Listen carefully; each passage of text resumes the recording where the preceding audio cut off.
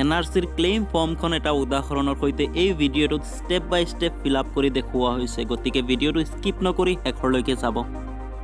ভিডিঅ'টো যদি ভাল লাগে তেন্তে এটা লাইক কৰিব আৰু এতিয়ালৈকে যদি আপুনি আমাৰ ইউটিউব চেনেলটো ছাবস্ক্ৰাইব কৰা নাই তেন্তে এতিয়াই তলত থকা ৰেড ছাবস্ক্ৰাইব বাটনটো ক্লিক কৰিব আৰু কাষত থকা বেল আইকনটো প্ৰেছ কৰি অপশ্যনৰ পৰা অল নটিফিকেশ্যন অন কৰি ল'ব। এনে কৰিলে আমি লৈ অহা ইম্পৰ্টেণ্ট ভিডিঅ'বোৰৰ আপডেট আপুনি আগতীয়াকৈ পাব। তেন্তে এতিয়া আহক ভিডিঅ'টো ষ্টাৰ্ট কৰোঁ। এইখন হ'ল 2015 চনৰ 31 আগষ্টৰ আগত ছাবমিট কৰা মক এনআৰচি এপ্লিকেশ্যন ৰিচিট। এই মক এনআৰচি এপ্লিকেশ্যন ৰিচিটত ৰাজীৱ আহমেদৰ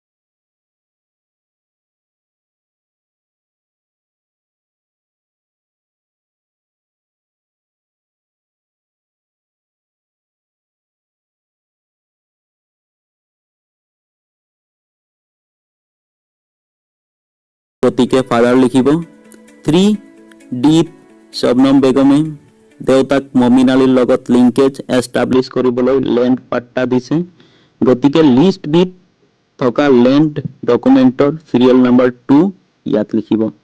এইদৰে বাকী 4জনৰ একৰ্ডিংলি ফিল আপ কৰিব লাগিব।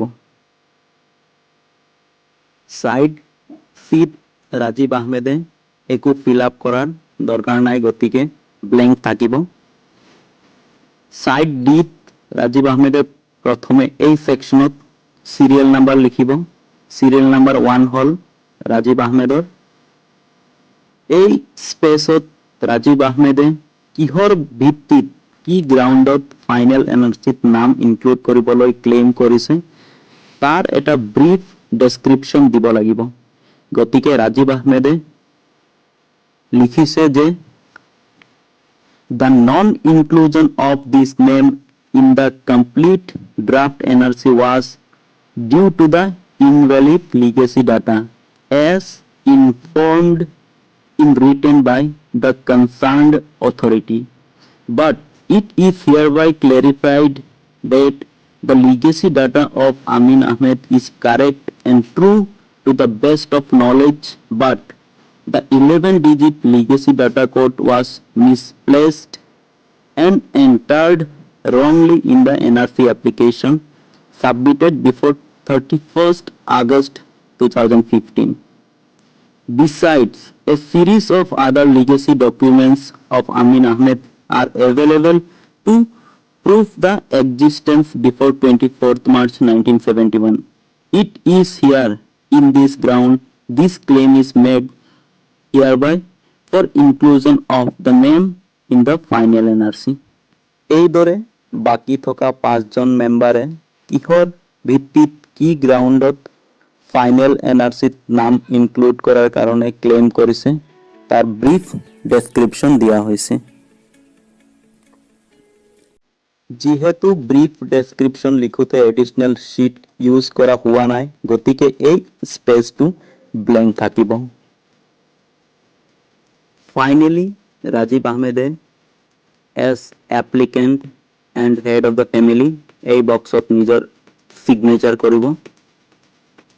এই বক্সত ৰাজীৱ আহমেদে কৰেছপণ্ডেন্স এড্ৰেছ লিখিব। ৰাজীৱ আহমেদৰ house number 330, locality Nagaon, town Nagaon, circle Nagaon আৰু ডিষ্ট্ৰিক্ট নগাঁও ইয়াত লিখিব। ইয়াত ৰাজীৱ আহমেদে ষ্টেট আসাম, কাণ্ট্ৰি ইণ্ডিয়া আৰু পিনক'ড 782001 লিখি তলত কণ্টেক্ট নম্বৰ লিখিব। ৰাজীৱ আহমেদে এডিশনেল ফৰ্ম ইউজ কৰা নাই, গতিকে এইটো বক্স ব্লেংক থাকিব। তেওঁ টোটেল এটা ফৰ্ম ইউজ কৰিছে, গতিকে এই বক্সত 1 লিখিব লাগিব। ৰাজীৱ আহমেদে নিজেই এই ফৰ্মখন NSKত জমা দিব, গতিকে তেওঁৰ মেম্বাৰ ID 1 এই বক্সত